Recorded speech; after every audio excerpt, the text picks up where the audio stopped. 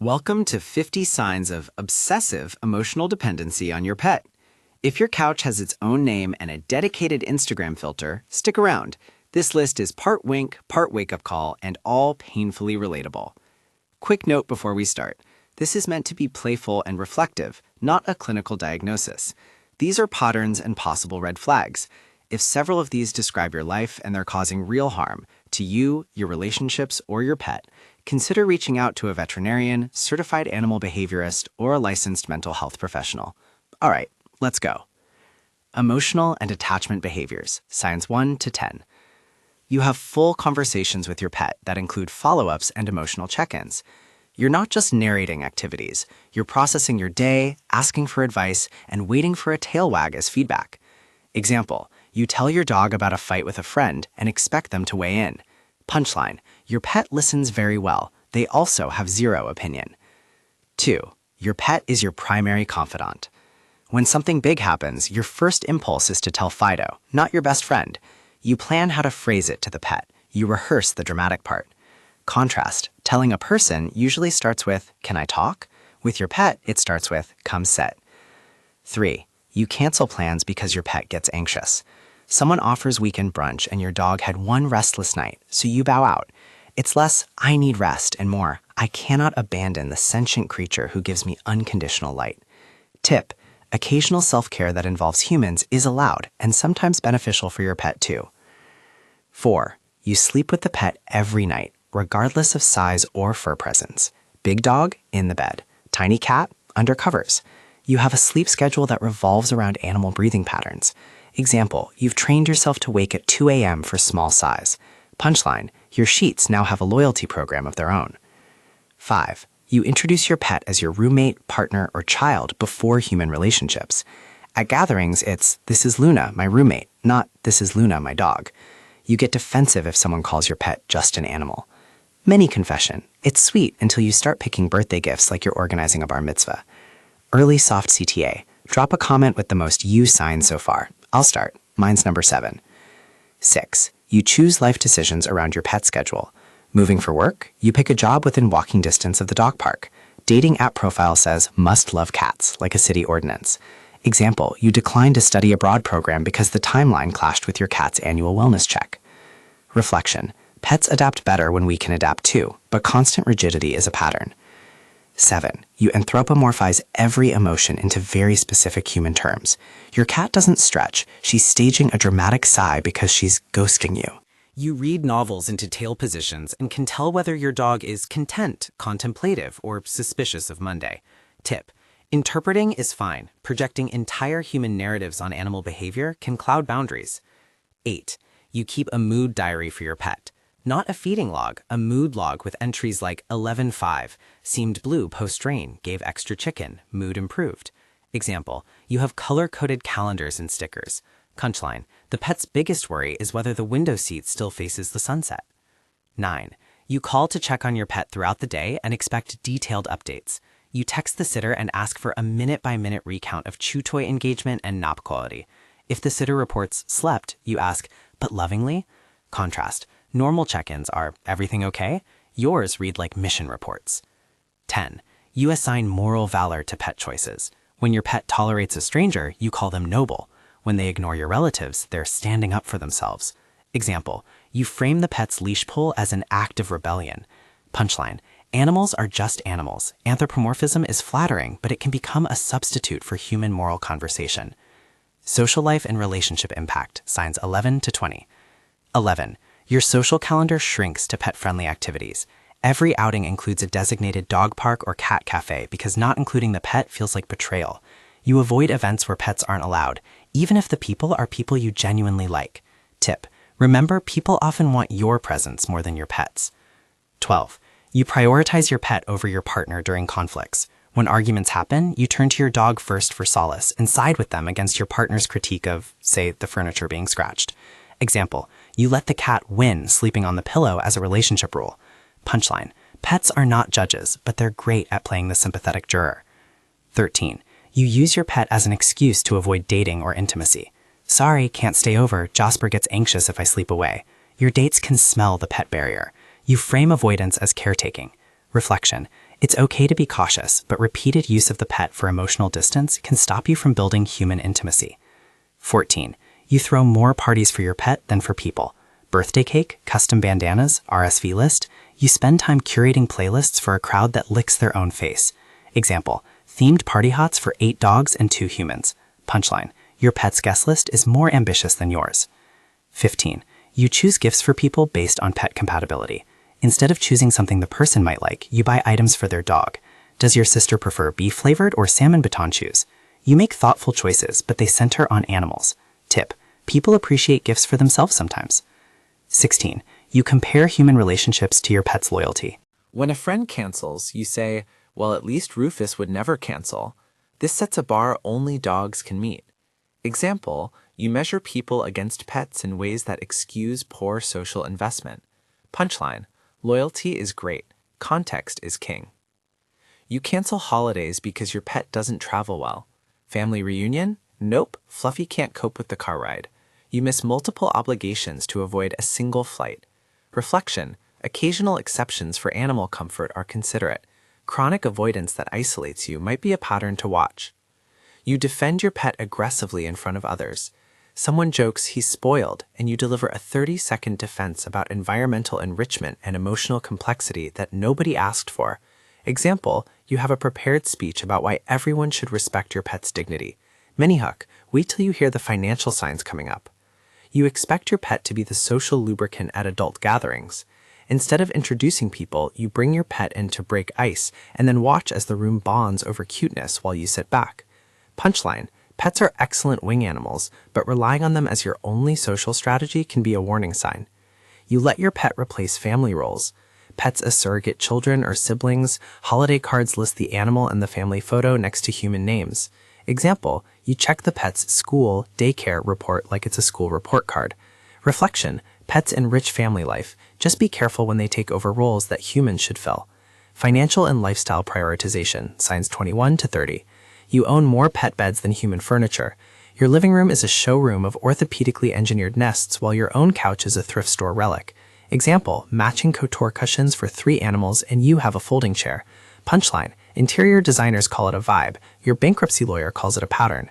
You buy premium everything for your pet, no questions asked. From artisanal kibble to Himalayan Salt Lake subscriptions, your pet's diet is richer than your own. You rationalize with the deserve it. Tip, high-quality pet care matters, but balance matters too. You have a separate credit card secretly for pet expenses. You call it the fur fund and treat transactions like investments. You justify late payments by citing necessary squeaky toys.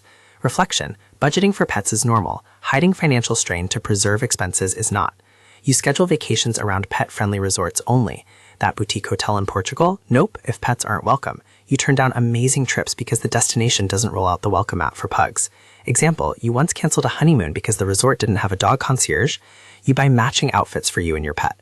Coordinated sweaters, Halloween costumes, selfies that could be a brand campaign. Punchline, matching is adorable. Your closet becoming a runway for twinning is a sign of escalation. 26. You hire multiple service providers around pet comfort.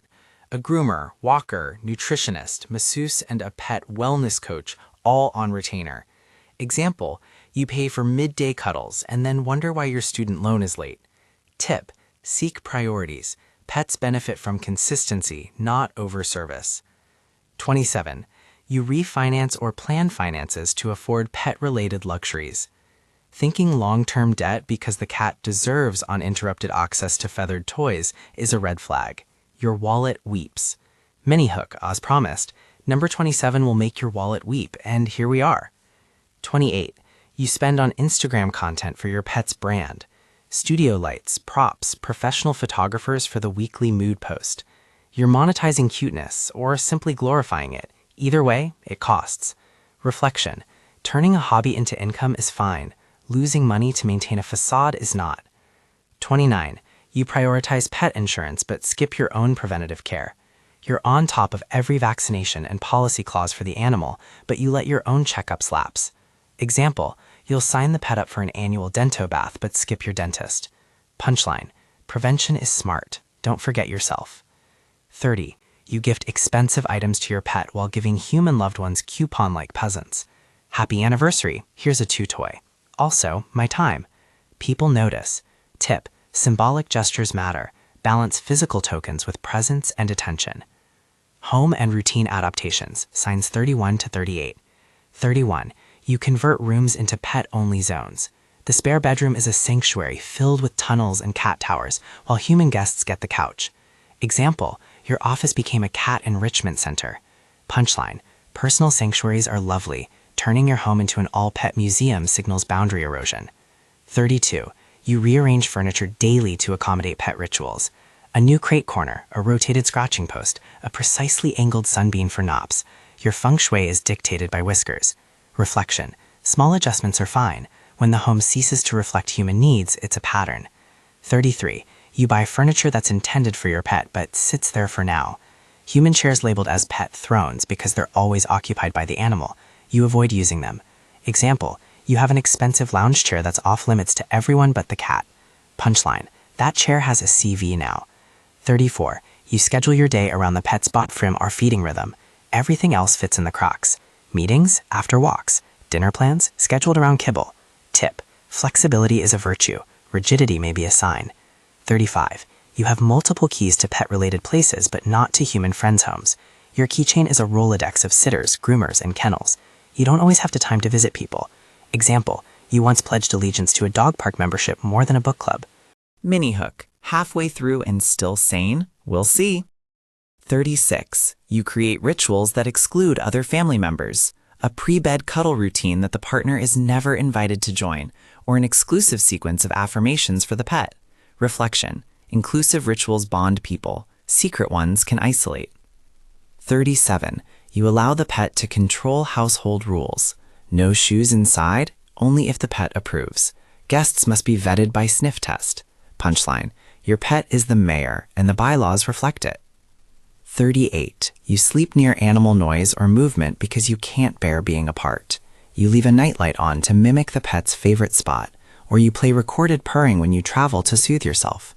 Tip: separation strategies are useful, but if you're unable to be apart with elaborate setups, that could be a sign. Public performance in social media, signs 39 to 44. 39. Your social media is 80% pet content and 20% life. Not just cute photos, curated captions, personality arcs, and serialized stories where the pet is the protagonist. Example: followers know the pet's mood before you do. Punchline: lots of pet content is harmless. An identity built exclusively around a pet is something to notice. 40. You stage daily photo shoots for your pet. Props, outfits, lighting setups at 6 a.m., and you post the behind the scenes. Reflection: sharing joy is great. Performance pressure is exhausting. 41. You name your Wi-Fi, playlists, and devices after your pet.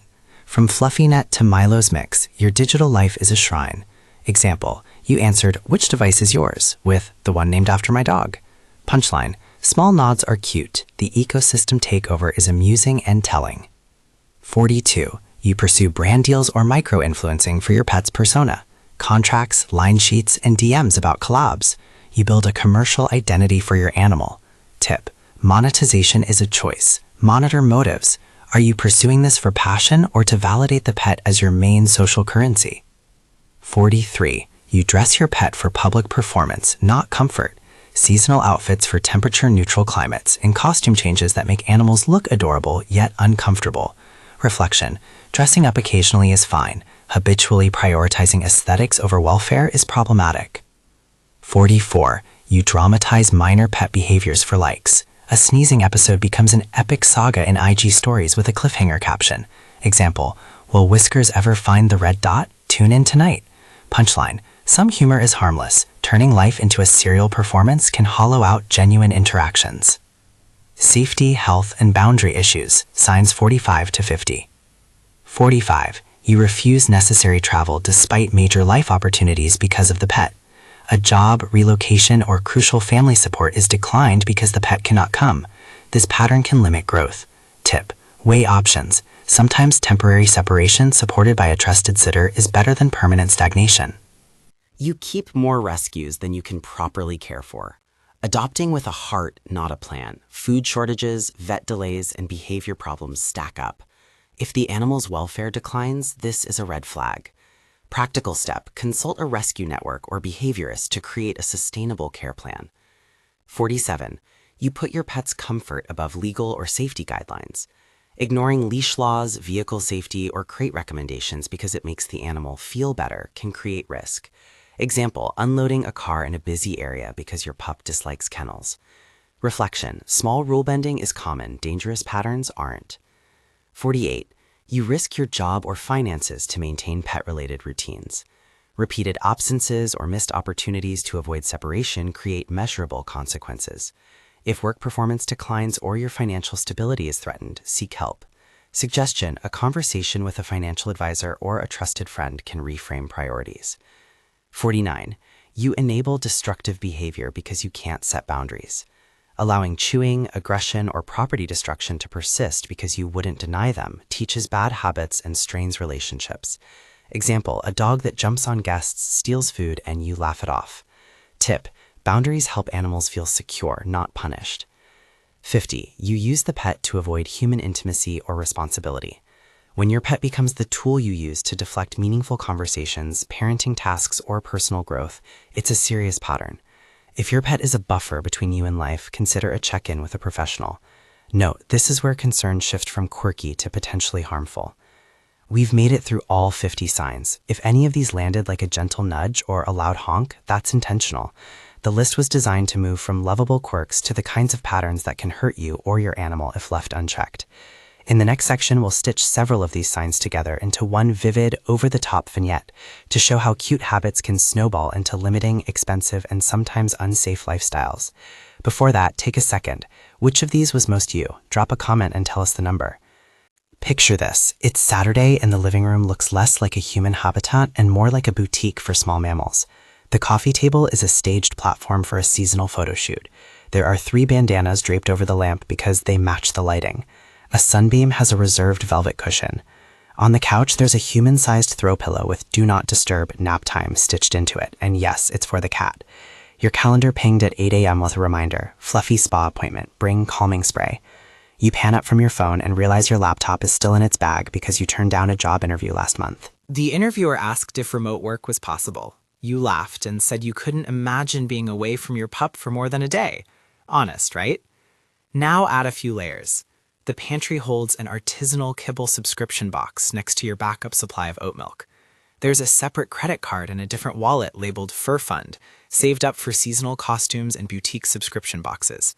Your Instagram has a pinned highlight called Best Yawns that has better production value than your college graduation. Your phone number is listed on the Sitter app that you've rated 5 stars because she knows exactly how Fluffy prefers her toothbrush angled. The spare bedroom is a labyrinth of tunnels and a cat castle that would make a Renaissance prince jealous. That castle has better insulation than your actual bedroom.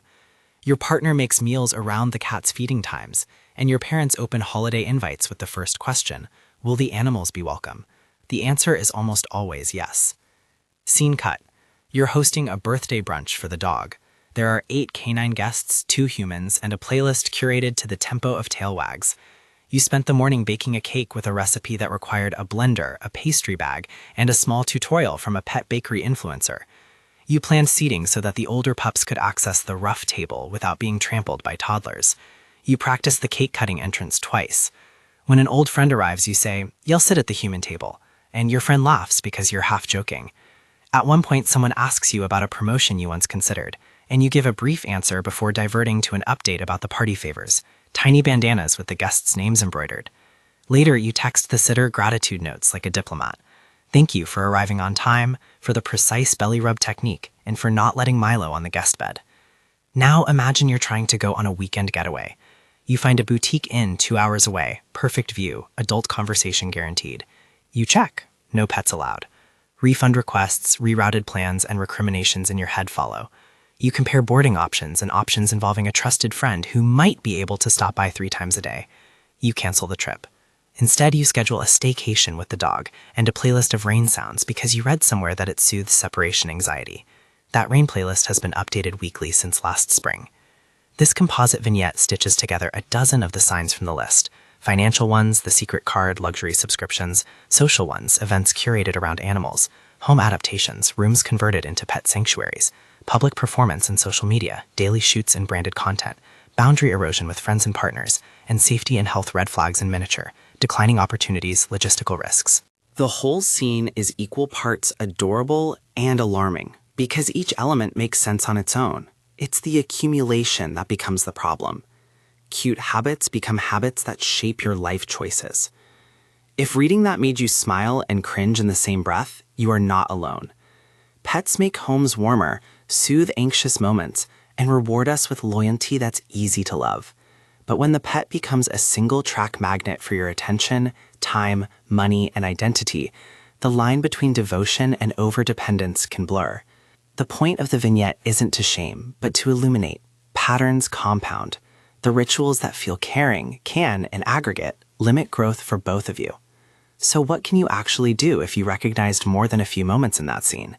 Here's a practical, compassionate playbook, realistic, non-judgmental, and designed to restore balance without making you give up the thing you love. Start with a small experiment, a 24-hour separation trial. Pick a manageable, low-stakes day. Arrange for a trusted sitter, a reputable boarding option, or a friend who's reliable and loves animals. Plan the day in advance. Prepare the pet's meals, leave detailed notes, set up enrichment toys that release treats on timers, and pack an item that smells like you. Then, here's the thing. Leave. Go do one thing you've been postponing because of the pet. Have coffee with a friend you've been meaning to catch up with, attend a workshop, or run errands without checking your phone for pet updates every 10 minutes. The goal isn't to punish yourself or the animal, it's to test separability in a controlled, humane way. Most pets adopt much faster than we expect, and sometimes we discover that we can be away for a bit without catastrophe. If the trial goes poorly, take notes. What did you worry about? What actually happened? Use those facts to reframe your assumptions. Make one micro-boundary this week. Pick one small habit to shift. Sleep in your bed one night without the animal, or designate one evening a week as phone-free, pet-free time, where you meet a friend or take a yoga class. Keep it tiny and non-threatening. Schedule the evening on your calendar and commit like it's a dentist appointment. If your partner is affected, involve them in choosing the boundary. Boundaries don't mean abandonment. They mean expanding your capacity to be both reliable for your pet and open to human experiences. Run a straightforward financial inventory. Open that fur fund wallet and bring the expense list into the light. Track your pet-related spending for 1 month and categorize what's essential: food, vet care, medication, what's quality of life but flexible, grooming frequency, enrichment toys, and what's discretionary, studio photo shoots, designer bandanas. If you find that hidden expenses are creeping into emergency funds or loan payments, consider a simple budget pivot. Consolidate subscriptions, prioritize preventative vet care to avoid costly emergencies, and talk to a trusted friend or a financial advisor about realistic adjustments. Transparency helps, especially if a partner or family member is affected by the spending habits. Reconnect with people deliberately. Make one social plan that's pet-free. Call one friend and say, "Are you free for coffee Saturday?" And don't bring the pet up. If that feels nearly impossible, start with hybrid events. Meet for a walk where the dog can join, but plan a part of the outing that's human-focused, like lunch afterward. Practice sitting with the awkwardness of having conversation without pet commentary. Small stretches build social muscles. Rethink social media and content creation. If your identity on platforms is tied heavily to your pet, try batching content. Set 1 2-hour window per week to shoot, edit, and schedule posts so you're not living in a perpetual photo shoot cycle. Add one pet-free post per week to your feed, an article you read, a human friend's success, or a hobby you enjoy. This expands your online identity slowly without sudden withdrawal.